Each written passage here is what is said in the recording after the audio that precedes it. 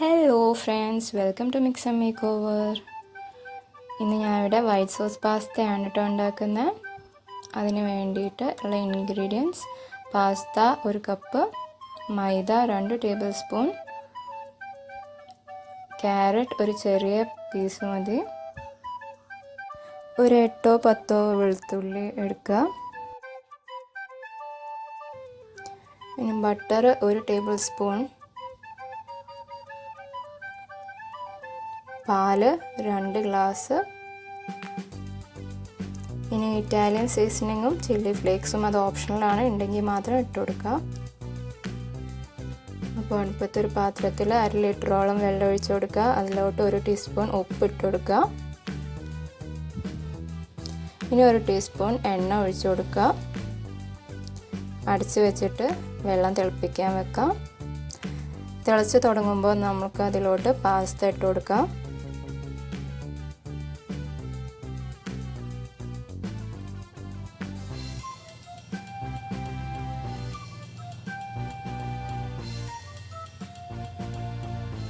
പാസ്തയുടെ cooking time എന്ന് പറഞ്ഞാൽ 10 to 12 minutes ആണ്.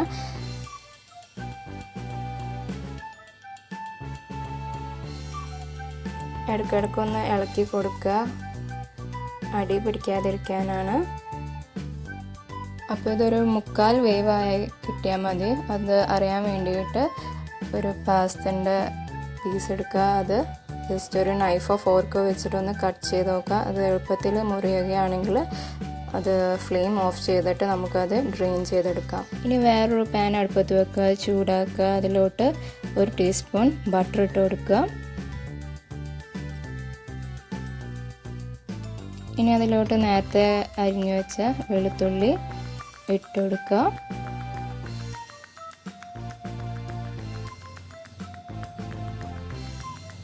ഇനി ആ വെളുത്തുള്ളി വേറൊരു പാത്രത്തിലോട്ടൊന്ന് മാറ്റി വെക്കാം.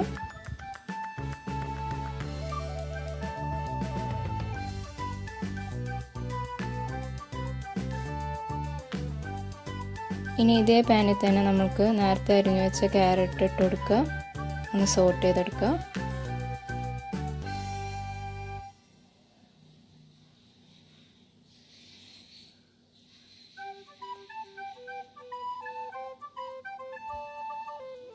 അതും ഒരു പാത്രത്തിലോട്ടൊന്ന് മാറ്റി വെക്കുക.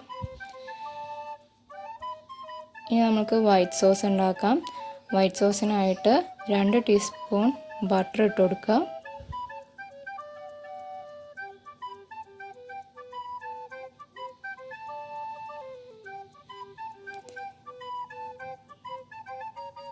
ഇനി അതിലോട്ട് 2 ടേബിൾ സ്പൂണോളം മൈദ ഇട്ട് കൊടുക്കുക.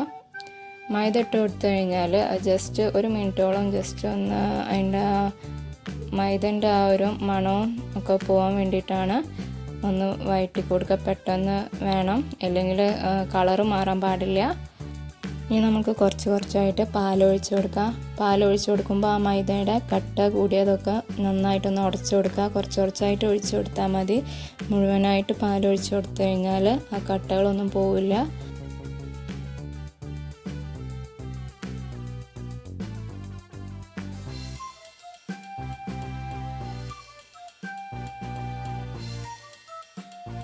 ഇതിലോട്ട് ഞാൻ 2 ഗ്ലാസോളം പാലൊഴിക്കുന്നുണ്ട്.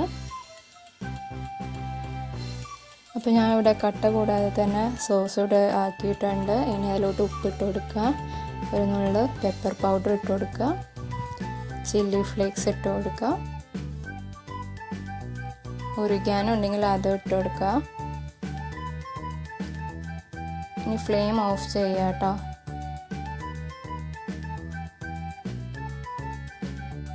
ഇനി അതിലോട്ട് ഞാൻ ഇറ്റാലിയൻ സീസണിങ്ങും കൂടെ ഇട്ട് കൊടുത്തിട്ടുണ്ട്.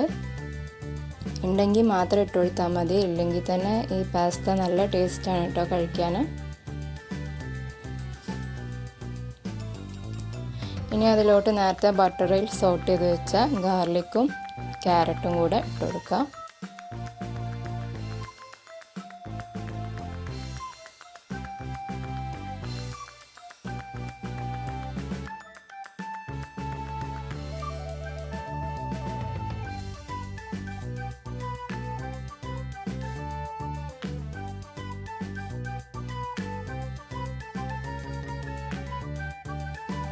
ഇനി നേരത്തെ വേവിച്ച് വെച്ച പാസ്തയും കൂടെ ഒന്ന് ഇട്ട് കൊടുത്തിട്ട് നന്നായിട്ടൊന്ന് മിക്സ് ചെയ്ത് കൊടുക്കുക. ആ സോസ് എല്ലാ ഭാഗത്തും പാസ്തയുടെ എല്ലാ ഭാഗത്തും പിടിക്കുന്ന തരത്തിൽ മിക്സ് ചെയ്ത് കൊടുക്കുക.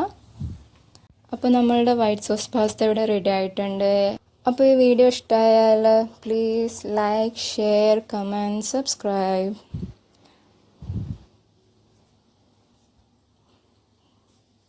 Thanks for watching.